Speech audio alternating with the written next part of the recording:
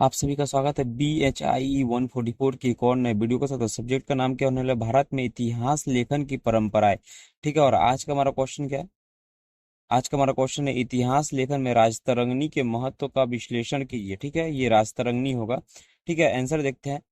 राजतरंगिणी कश्मीर के महान संस्कृत कवि कलहरन द्वारा 12वीं शताब्दी में रचित एक अद्वितीय ऐतिहासिक ग्रंथ है। ठीक है, यह भारत में इतिहास लेखन की परंपरा का एक महत्वपूर्ण उदाहरण है। ठीक है, जिससे भारतीय इतिहास के सर्वप्रथम व्यवस्थित और संबद्ध ऐतिहासिक दस्तावेजों में गिना जाता है। ठीक है, इसमें कश्मीर के राजाओं का इतिहास वर्णित है, जो कि मिथकीय युग से लेकर 12वीं शताब्दी तक फैला हुआ है। ठीक है, राजतरंगिणी राजतरंगिणी का ऐतिहासिक महत्व क्या देखेंगे? प्रथम व्यवस्थित ऐतिहासिक रचना, इसमें देखेंगे भारतीय इतिहास लेखन की पहली विधिवत और संगत रचना माना जाता है। ठीक है, इसमें घटनाओं का कालक्रम, पात्रों का वर्णन और उनके कार्यों का विवरण मिलता है। ठीक है, साहित्यिक और ऐतिहासिक समन्वय, इसमें देखेंगे कलहरन ने काव्य शैली में इतिहास लिखा है। ठीक है, लेकिन उन्होंने प्रमाण तर्क और आलोचनात्मक दृष्टिकोण अपनाया है। ठीक है, जो इतिहास लेखन के लिए आवश्यक है।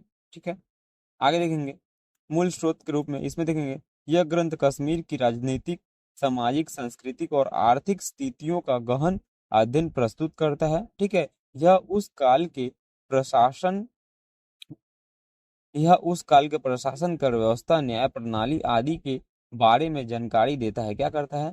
यह उस काल के प्रशासन, कर व्यवस्था, न्याय प्रणाली आदि के बारे में जानकारी देता है।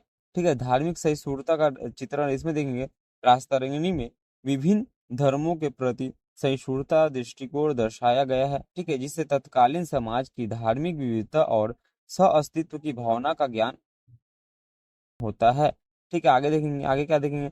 नैतिक और व्यवहारिक दृष्टिकोण, इसमें देखेंगे कलहरन ने शासकों की आलोचना भी की है। ठीक है, और उनके गुण दोषों का विवेकपूर्ण मूल्यांकन किया है। ठीक है, इससे यह ज्ञात होता है कि लेखक ने केवल स्तुति नहीं की है, बल्कि नैतिकता को भी प्राथमिकता दी है। ठीक है, आगे देखेंगे कालक्रम और कलहन ने पुराने शिलालेखों, वंशावली, परंपरागत ग्रंथ, गाथाओं और अन्य लेख स्रोतों का उपयोग किया है। उन्होंने घटनाओं को तिथियों के साथ जोड़ा, जो इतिहास लेखन में महत्वपूर्ण है। ठीक है, आगे देखेंगे प्रेसरिंगनी ने बाद के इतिहासकारों जैसे जोनराज, शिवर, प्राज्य भट्ट, भट्ट शुक्र आदि को प्रेरित किया, जिन्होंने उनकी परंपरा को आगे बढ़ाया। क्या सीमाएं क्या है? काव्यात्मक अलंकरण, इसमें देखेंगे कई स्थानों पर काव्य शैली के कारण ऐतिहासिक तथ्यों का अंकलन होती है, यह अतिशयोक्ति प्रतीत होती है। ठीक है, आगे देखेंगे कश्मीर तक सीमित, इसमें देखेंगे यह ग्रंथ मुख्य कश्मीर के इतिहास तक सीमित है, इसलिए इसका दायरा क्षेत्रीय है, न कि अखिल भारतीय। ठीक है, आगे देखेंगे निष्कर्ष में क्या देखेंगे राजतरंगिणी न केवल एक ऐतिहासिक कृति है, बल्कि भारतीय इतिहास लेखन की परंपरा में एक मील का पत्थर है।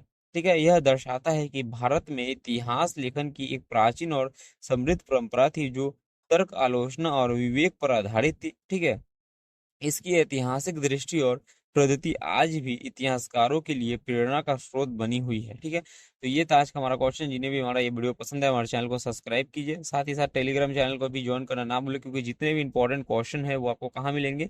आपको मिलेंगे इसी चैनल पर। ठीक है, मिलते हैं एक और नए वीडियो के साथ, तब तक के लिए धन्यवाद।